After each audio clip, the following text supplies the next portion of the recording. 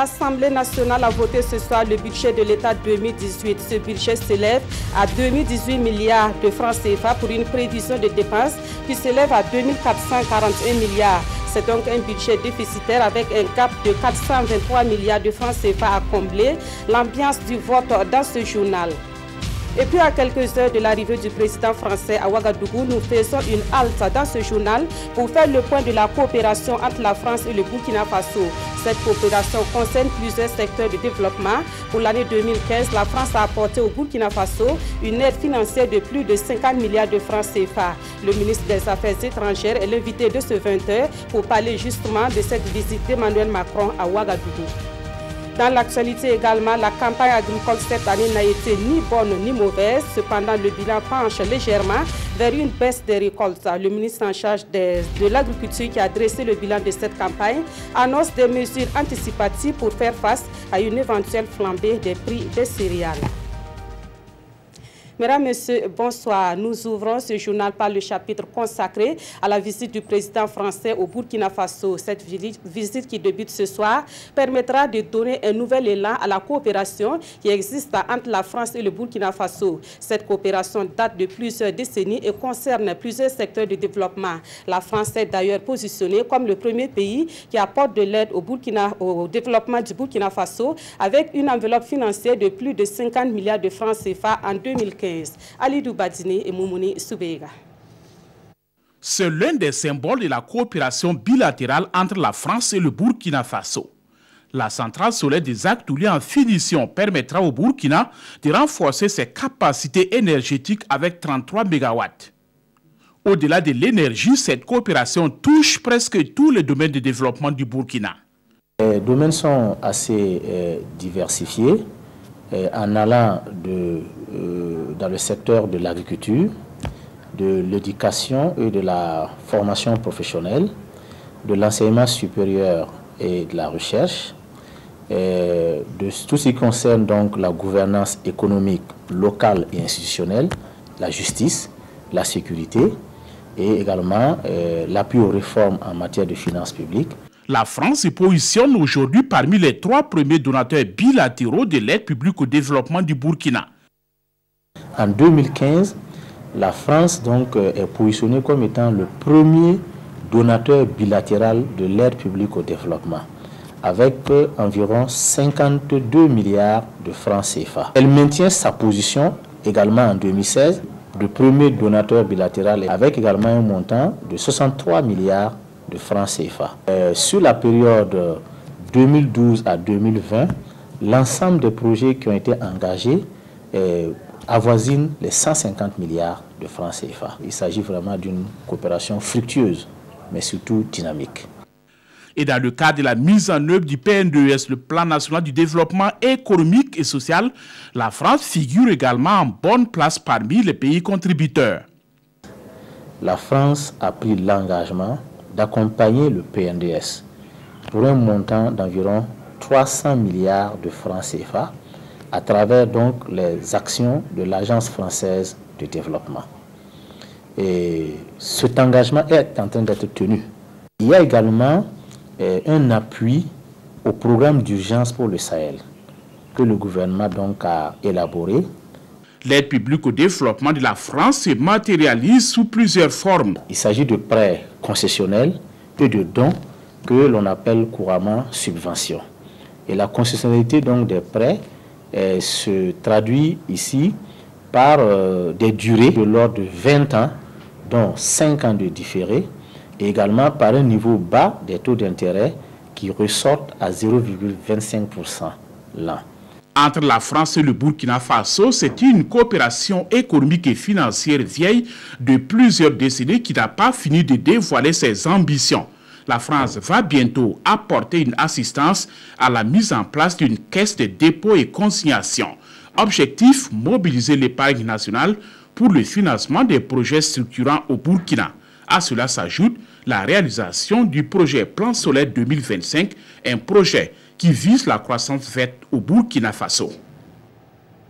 Et au moment où nous vous parlons, le président français est en route, ou si vous voulez, dans les airs pour Ouagadougou. En principe, Emmanuel Macron devra fouler le sol burkinabé aux environs de 22h20. L'ambiance de cette visite se sent déjà dans les rues de la capitale burkinabé qui s'est parée de ses plus beaux habits pour accueillir l'hôte de marque. Et comme vous le voyez sur ces images, les drapeaux burkinabé et français décorent les voies de Ouagadougou. Nous recevons à présent le ministre Alpha Bari des Affaires étrangères, de la coopération et des Burkinabés de l'extérieur. Bonsoir, monsieur le ministre. Bonsoir, Nathalie. Alors, à quelques 2 heures de l'arrivée du président français, est-ce qu'au niveau de l'organisation, vous êtes prêt pour accueillir le président français? Oui, vous-même, vous avez dit les rues de Ouagadougou sont déjà parées parce que nous accueillons un partenaire, un ami. C'est un ami du Burkina, puisque la France est un pays ami. Et c'est un pays avec qui nous avons une bonne coopération. Et le DG de la coopération a donné les chiffres, vous les avez entendus. Et donc, c'était un moment majeur, c'était un grand événement. Il y a eu Pompidou, il y a eu Mitterrand en 86 avec le président Thomas Sankara, il y a eu Jacques Chirac, et là nous avons Emmanuel Macron. Et ce qui est encore plus important, c'est le fait que c'est sa première visite officielle en Afrique qu'il a choisi de la consacrer à Ouagadougou et au Burkina Faso. Donc c'est un grand honneur pour nous. Et justement, en tant que patron de la diplomatie burkinabé, quelle lecture vous faites de ce choix justement porté sur le Burkina Faso par Emmanuel Macron? Alors, c'est d'abord, je pense, pour saluer la lutte du peuple burkinabé, à travers donc ce qui s'est passé en 2014, ce qui s'est passé également en 2015, donc la lutte de la population, mais aussi particulièrement de la jeunesse. Et c'est pourquoi Emmanuel Macron a choisi de lancer sa politique africaine à partir de Ouagadougou et sa vision pour l'Afrique, mais sa vision aussi pour la jeunesse africaine. Et donc Ouagadougou était le lieu le plus indiqué, en tout cas actuellement pour le faire, mais aussi c'est un point de confiance aussi au peuple burkinabé, de confiance au gouvernement aussi qui est en place, parce que nous avons mis en place des programmes qui ont séduit la communauté internationale. La preuve, c'est que vous avez vu les chiffres de la table ronde des bailleurs de fonds pour le financement du PNDS. Vous avez vu également, même récemment, lorsque les États-Unis ont débloqué 60 millions de dollars pour financer les activités contre le terrorisme en Afrique de l'Ouest, donc, dans le Sahel, le Burkina a été le premier pays qui reçoit tout de suite de l'argent sur ces 60 millions. Parce qu'il y a une confiance vis-à-vis du programme que présente le Burkina. Et parmi ces programmes, vous avez le programme d'urgence pour le Sahel, un programme endogène pour faire face aux défis de développement à côté de ceux qui sont sécuritaires. Alors, monsieur le ministre, on a très souvent entendu qu'entre la France et le Burkina Faso, les relations sont au beau fixe, mais il y a quand même des sujets qui fâchent entre griffes. Il y a notamment tout récemment cette question de l'extradition de François Compaoré ou encore la levée du secret de défense dans l'affaire Thomas Sankara. Est-ce que des sujets de ce genre seront abordés au cours de cette visite? Je dois dire qu'il n'y a pas de sujet tabou entre nous. Ce n'est pas la première fois qu'il y a une rencontre entre nous. De façon bilatérale, c'est la première fois avec Emmanuel Macron, puisque le président Roch-Marc Christian Kaboré l'a déjà vu à 2 reprises dans 2 sommets. Mais il y a déjà eu des rencontres avec le président François Hollande. Et à cette occasion, nous n'avons pas eu de sujet tabou. Tous les sujets, on les aborde, que ce soit la présence française chez nous, avec ces conditions, que ce soit le sujet des archives que vous évoquez ou les dossiers judiciaires entre nous. En tout cas, je peux vous assurer qu'il n'y a pas de sujet tabou et il n'y en aura pas demain lorsque nous allons discuter. D'accord. Vous avez tantôt abordé l'appui de la France au Burkina Faso ou du G5 Sahel concernant la sécurité. Alors que Emmanuel Macron est en route pour Ouagadougou, le Burkina a enregistré encore 2 attaques dans le nord et dans le Sahel burkinabé. Qu'est-ce qu'on peut attendre réellement de la France concernant la lutte contre l'insécurité? Ou du moins, qu'est-ce que le gouvernement attend de la France? Nous nous réjouissons d'une chose, c'est que la France, à travers le président Emmanuel Macron, a pris le leadership de la mobilisation de la communauté internationale en faveur du Sahel dans leur combat contre l'insécurité, contre le terrorisme. Et dès qu'il est arrivé, il a suivi non seulement les traces du président Hollande, mais il a intensifié donc son leadership donc à travers, vous avez vu la résolution 2359 qui a été adoptée pour le soutien des Nations Unies à la force conjointe du G5 du Sahel, l'appui de la communauté internationale avec le rôle de lobby que joue la France dans ce domaine. Et ce n'est pas fini puisque nous préparons la table ronde pour réunir les contributions qui vont permettre de financer la force du G5 pour qu'elle soit pleinement opérationnelle. Et à ce niveau, la France joue un rôle assez important et donc nous sommes aussi en train d'élaborer, ou disons la France est en train d'élaborer une résolution pour permettre de trouver un lien entre le soutien des Nations Unies et celui de la force conjointe du G5. Donc tout ça, ce sont des éléments assez importants. Il est clair que nous ne pouvons pas réussir tout seuls à combattre ce phénomène. On se regroupe entre nous, mais aussi la France est là à travers Barkhane. Et il est important, vous savez qu'ils ont des hélicoptères dans la zone, ils ont des avions de chasse dans la zone. Donc nous comptons sur la France et tout le monde est témoin de ce qui a été fait au Mali en 2012. D'accord. Alors, Monsieur le ministre, avant de revenir à vous, vous l'avez suivi depuis quelques jours. Les réactions sur cette arrivée du président français au Burkina Faso ce lundi, c'est la coalition des associations à caractère syndical des universités publiques du Burkina Faso qui s'est prononcée en faveur de la venue d'Emmanuel Macron au Burkina Faso. Roger Kam et Vincent Tchendrebego. Situation à l'université Ouaga 1, Joseph Kizerbo, arrivée du président français à Ouagadougou, tels sont les axes autour desquels la coalition des associations à caractère syndical des universités publiques du Burkina Faso tient sa conférence de presse. Leur objectif, appeler leurs camarades étudiants à cultiver un climat de paix sur les universités. La coalition vous invite à rester à l'écart de tout mouvement visant à nuire au climat social de notre pays en général et celle de nos universités en particulier. Favorables à la visite d'Emmanuel Macron sur le campus de Ouaga 1, ils appellent tous les étudiants à sortir massivement pour lui réserver un accueil chaleureux. Son Excellence M. Emmanuel Macron vient dans notre université. Nous pensons qu'il faut sortir pour l'accueillir. Et c'est à travers ça que les autorités vont prendre au sérieux le problème de notre université, de nos universités en général. Selon ces étudiants, cette visite de très haut niveau sera une occasion pour les autorités de toucher du doigt les difficultés qu'ils vivent au jour le jour au sein du campus de l'université Joseph Kizerbo de Ouagadougou. Alors, Monsieur le ministre, en dehors de ceux qui sont pour cette visite, il y a aussi ceux qui ont appelé à boycotter donc le séjour du président français. Quelle réaction par rapport à cette polémique autour de la venue du président français?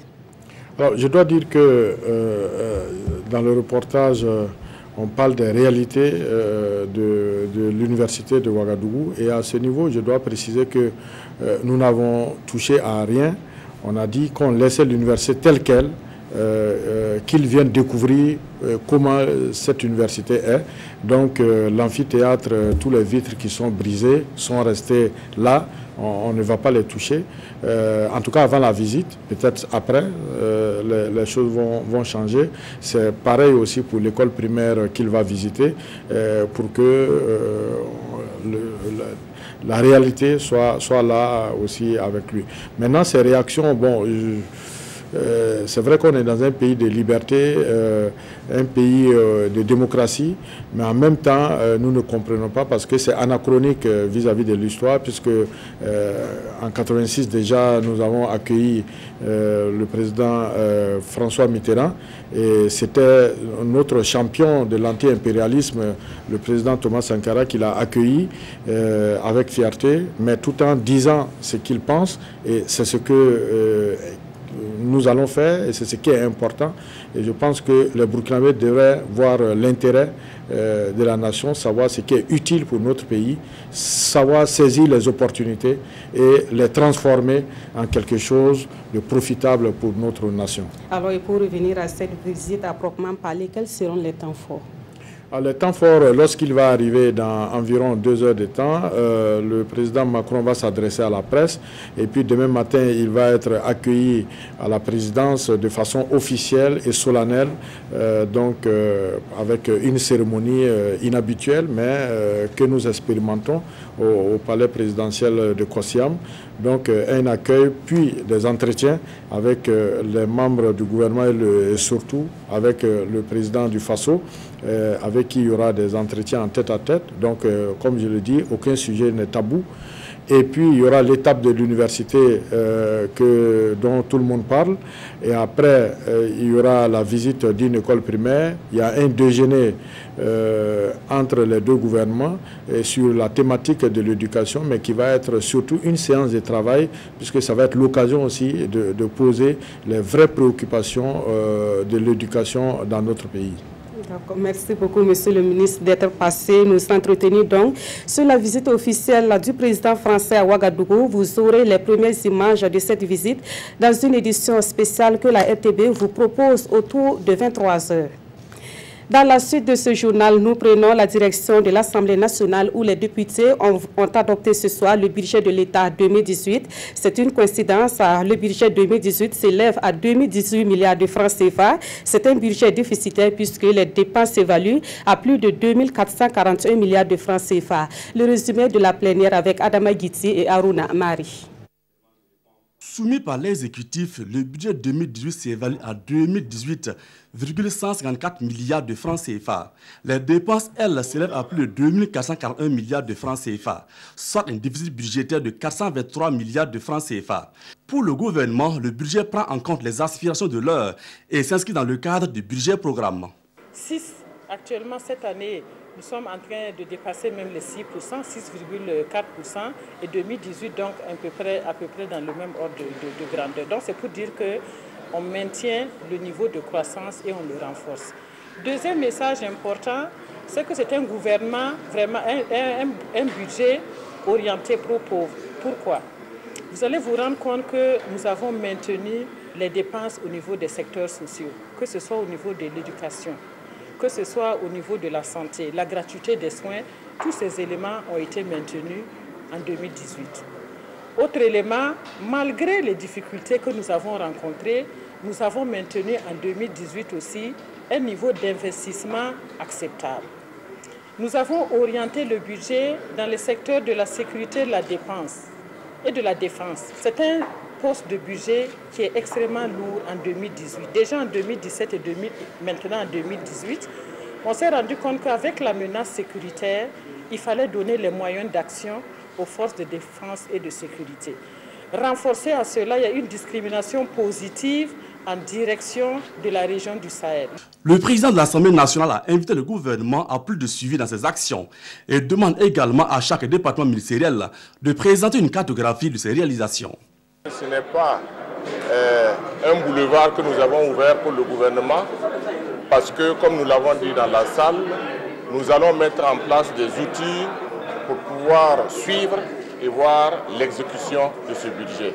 Donc, dans les prochaines semaines, dans les prochains mois, l'Assemblée nationale va mettre des structures en place pour aller sur le terrain, voir quelles sont les réalisations qui ont été faites, dont on entend parler. Après débat et autres amendements, sur les 121 votants du jour, 87 ont dit oui au projet, 21 abstentions et 13 ont voté contre ce projet de loi de finances et gestion 2018.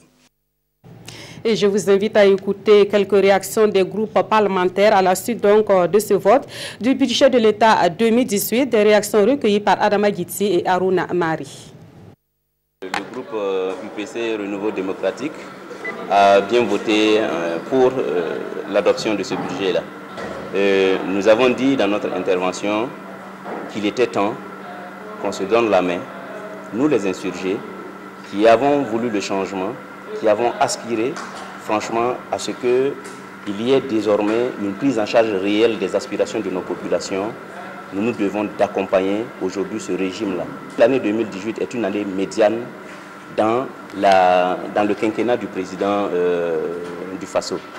Donc 5 ans, nous sommes en train de donner l'autorisation pour la 3e année. Le groupe parlementaire Burkina a voté oui. Cependant, nous n'avons pas occulté les insuffisances rencontrées d'abord dans la mise en œuvre même du budget programme, qui est un nouvel outil et qui doit être axé sur les résultats. Donc, budget programme GAR. Nous avons apprécié le budget en ce sens que dans sa partie donc secteurs sociaux, il y a des avancées assez significatives comparées au budget 2017. Donc ça veut dire que le gouvernement fait un effort. Nous avons demandé au groupe de voter contre pour plusieurs raisons, notamment le fait que nous trouvons qu'il n'y avait pas une grande sincérité dans les recettes, parce que nous venons d'adopter une loi rectificative pour 2017. On a vu que là-bas, c'était la même chose. On vient de diminuer les budgets, les recettes de 2017 de près de 200 milliards. Et donc, on pense qu'on va se retrouver avec la même situation. D'autre part, s'agissant du budget programme, la procédure n'est pas encore bien maîtrisée par les techniciens. Et d'autre part aussi, le gouvernement avait demandé des autorisations pour faciliter l'exécution budgétaire. Il devait nous ramener les réponses et nous faire la situation, le bilan. Et ça n'a toujours pas été fait. Et puis, au même moment, le président de l'Assemblée nationale poursuit sa tournée dans les quartiers non lotis de Ouagadougou. Hier, dimanche, Alassane Bala Sakandé était à Nagrin, Bissigué et Yarma pour constater les réalités vécues au quotidien par les habitants. Tout en déplorant la prolifération des habitats spontanés, le président de l'Assemblée nationale promet la réalisation des services sociaux de base dans les quartiers qu'il a visités. On fait le point avec Gérard Sommet et Nyarkiteda. Les zones non loties. Une préoccupation majeure du président de l'Assemblée nationale. Les habitations spontanées ont gagné du terrain dans les 4 coins de Ouagadougou ainsi qu'à l'intérieur du pays et inquiètent au point même de constituer un casse-tête chinois. C'est pourquoi à Nagrin, Bissiguin et à Gamdré, Alassane Bala Sakandé tire la sonnette d'alarme avant de situer les responsabilités à 5 niveaux. C'est l'État, c'est les maires, les élus locaux, c'est les commerçants véreux et c'est les populations elles-mêmes qui demandent le terrain. Chacun a sa part de responsabilité. En entendant, les populations de ces zones ont des besoins. Ici à Gamdreyar, les préoccupations des populations sont présentées au président du Parlement. Manque d'eau potable, d'électricité, de services de santé, d'écoles et d'infrastructures.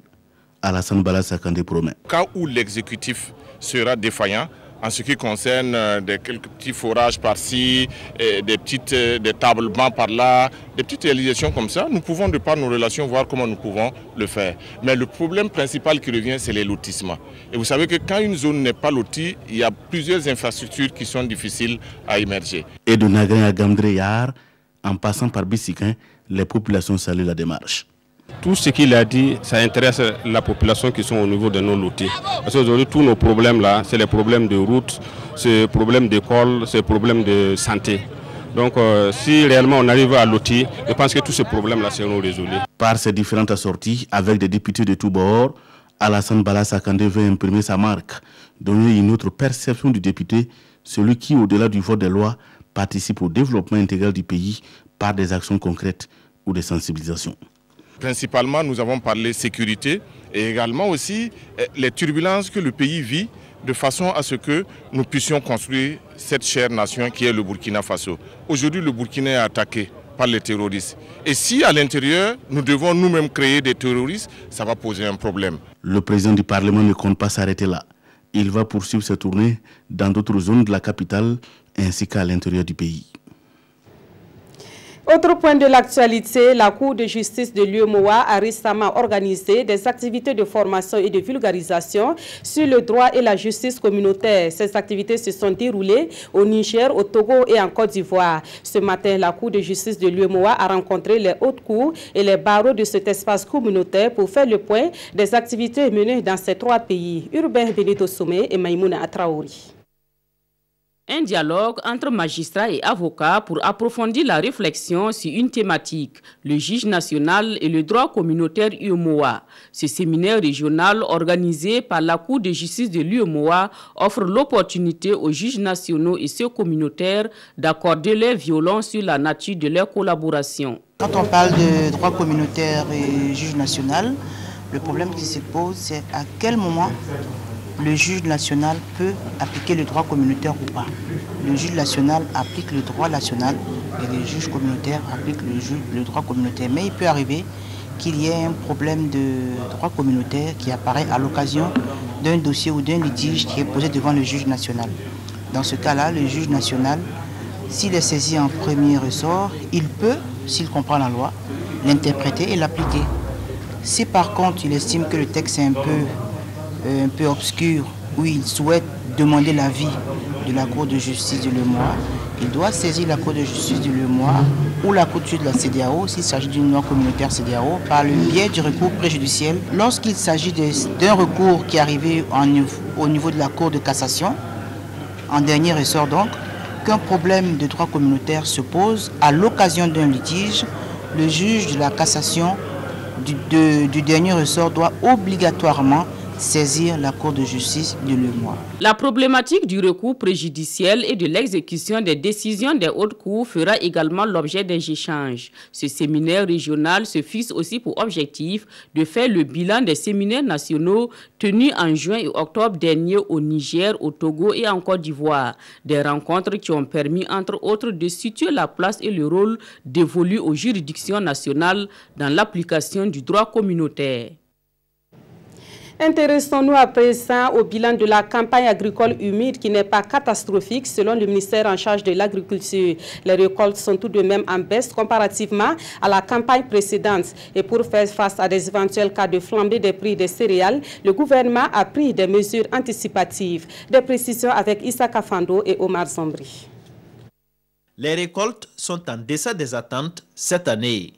Sur plus de 5 millions de tonnes de céréales attendues, la production actuelle est estimée à environ 4 500 000 tonnes. Sur l'ensemble des 45 provinces, 17 sont déficitaires, 6 en équilibre et 22 excédentaires. Si d'ores et déjà ce déficit fait planer des menaces de stress alimentaire sur les 45 provinces, le gouvernement annonce des mesures. Et l'une d'entre elles consiste à contrôler les exportations. Si les exportations sont maîtrisées, le rapport entre la production céréalière nationale et les besoins alimentaires nationaux fait ressortir un excédent net de 13 614 tonnes.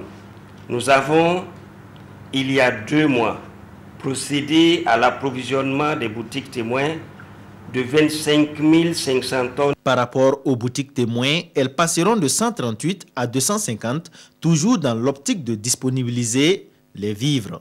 Et pour appuyer les efforts en matière de sécurité alimentaire, la campagne de contre-saison sera bientôt lancée. Un accent particulier sera mis dans l'accompagnement de la production de saison sèche des zones à risque par la mise à disposition en quantité et à temps des semences améliorées d'engrais. Cette campagne de contre-saison sera lancée dans la 2e décade du mois de décembre. Des acquisitions de céréales à hauteur de 50 000 tonnes sont en cours en vue de reconstituer le stock national de sécurité. Des opérations de distribution de cash seront organisées à l'endroit des personnes vulnérables, a aussi annoncé le ministre Jacob Ouedraogo. Et la réussite de la campagne de contre-saison passe nécessairement par la disponibilité de la ressource eau. La gestion de l'eau et la biodiversité dans le sous-bassin du Nakambe ont fait l'objet d'une étude commanditée par la Fondation Naturama. Les résultats de cette étude seront amendés et validés au cours d'un atelier qui se tient à Ouagadougou. Alidou Badzini et Omar Zambri. La problématique de la gouvernance des écosystèmes et la conservation des ressources naturelles dans le sous-bassin du Nakambé, voici les sujets qui mobilisent ici ces hommes et femmes. Une soixantaine environ, ils vont valider une étude réalisée dans le cadre du programme Ressources partagées, solutions communes, SRJS. C'est un diagnostic que nous avons fait des problèmes environnementaux qui se posent au niveau de ce paysage pour envisager des solutions. Parce que vous savez que les questions environnementales, ce sont des questions qu'il faut prendre à bras le corps. Le braconnage, la disparition de certaines espèces animales et la violation des corridors des éléphants entre le Burkina Faso et le Ghana, pour ne citer que cela, figurent parmi les problèmes énumérés dans le rapport provisoire à valider. Pour la représentante du gouverneur de la région du Centre-Sud, cet atelier est une aubaine pour les acteurs de la région. L'atelier est vraiment une opportunité pour que les acteurs, tous les acteurs de la région puissent en tirer profit et aussi apporter leur expertise. Parce que chacun est expert dans son domaine, dans ce côté environnement. Nous en avons besoin. Le projet, exécuté par la Fondation Naturama, a été initié par l'UICN, l'Union internationale pour la conservation de la nature. Au Burkina Faso, il concerne 3 régions, à savoir l'Est, le Centre-Sud et une partie du Centre-Ouest. Retour dans ce journal sur la journée mondiale des toilettes que le Burkina Faso a célébrée en différé le 24 novembre dernier. Et c'est à Koulkouri, dans la commune rurale de Tibga, à l'est du Burkina Faso, que cette journée a été célébrée. Construire des toilettes, une responsabilité citoyenne pour préserver la dignité de la fille et de la femme. C'est ce thème qui a été retenu cette année au Burkina Faso pour la journée mondiale des toilettes. Ibrahim Sanou et Chantal Ouedraogo. Un sketch pour informer et sensibiliser la population de l'Est sur la nécessité d'arrêter la défécation à l'air libre. Et cela passe par la construction de latrines dans tous les ménages.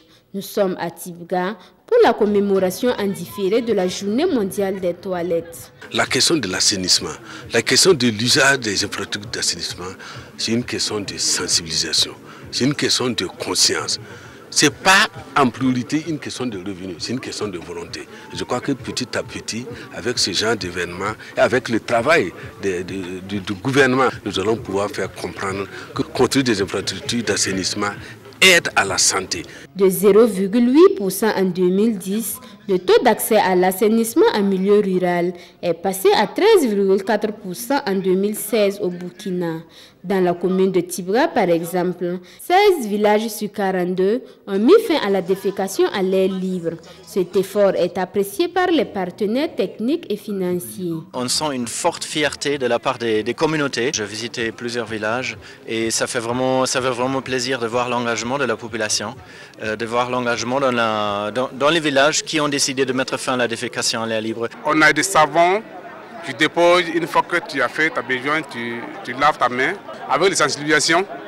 Et ensuite aussi, les organisateurs, on avait nos comités qui suivent ça chaque fois.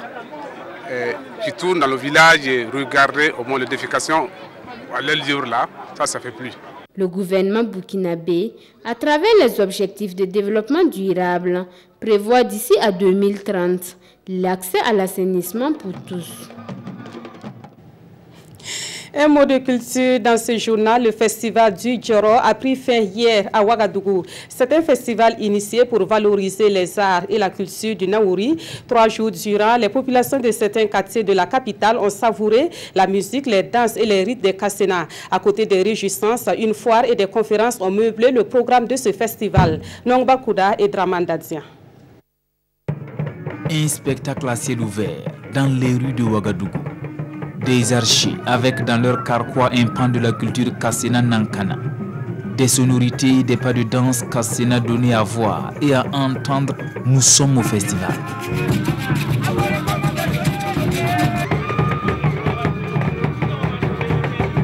Nous sommes en train de voir un pan de la culture Kassena Nankana.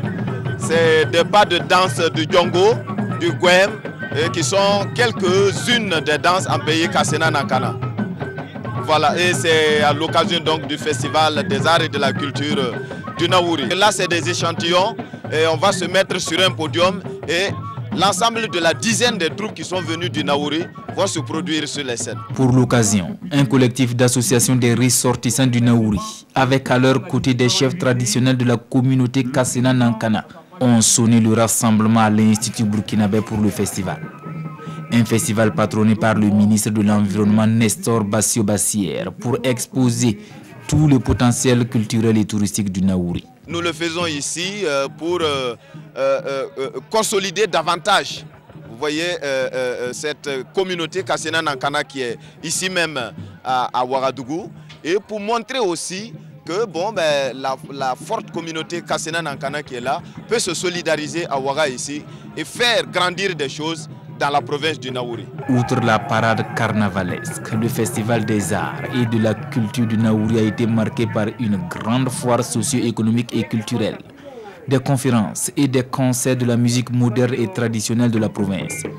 Une province riche de ses valeurs culturelles et touristiques, telles le pic du Naouri et sa légende, les peintures murales historiques, le parc du Nazenga, les troupes de danse culturelles.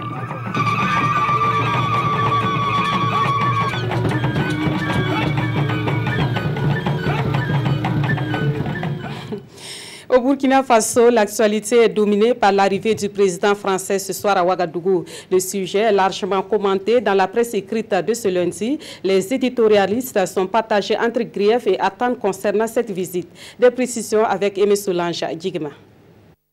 Macron à Ouagadougou sur fond de querelle Picrocholine, titre aujourd'hui au Faso. Et les griefs portés à l'endroit de l'ex-métropole vont de l'inefficacité de la France à aider le Burkina à la livraison de François Compaoré, en passant par la coupure de l'arrimage du franc CFA euro et la déclassification du dossier Thomas Sankara, précise ce journal. C'est pourquoi l'observateur Palga craint pour la sérénité des échanges sur le campus de Ouaga 1 entre le président Macron et la jeunesse estudiantine. Mais le démocrate qu'est Emmanuel Macron ne doit pas s'en offusquer pour autant, suggère le pays, car c'est le signe qu'au Burkina, il y a une opinion qui sait par moments se montrer très critique. C'est d'ailleurs ce qui a inspiré le président français, à en croire l'Express du Faso, à choisir le Burkina à travers sa jeunesse pour décliner sa politique de l'Afrique. Qu'à cela ne tienne, le jeune Macron fera-t-il rêver la jeunesse africaine à une période où l'idée selon laquelle ventre plein nègre content est révolue s'interroge le pays. Pour sûr, réplique l'Express du Faso, c'est une occasion à saisir par la jeunesse africaine pour mettre fin définitivement à un système colonial dans lequel elle ne se reconnaît pas du tout. C'est également une preuve, selon Sidouaya, que de nos jours, aux yeux de la France, notre pays compte en Afrique, sans pour autant perdre de vue qu'avec la France, ses intérêts priment avant tout, indique le quotidien. Mais en attendant, faux Macron, bienvenue Monsieur le Président, au pays des hommes intègres, conclut le journal de tous les Burkinabés. Et Emmanuel Macron devra en principe arriver à 22h25 à l'aéroport international de Ouagadougou. Vous saurez les images de cette arrivée dans une édition spéciale que la RTB vous propose aux alentours de 23h dans une présentation de Draman Datia. Merci d'avoir suivi ce journal et merci de votre fidélité à la RTB.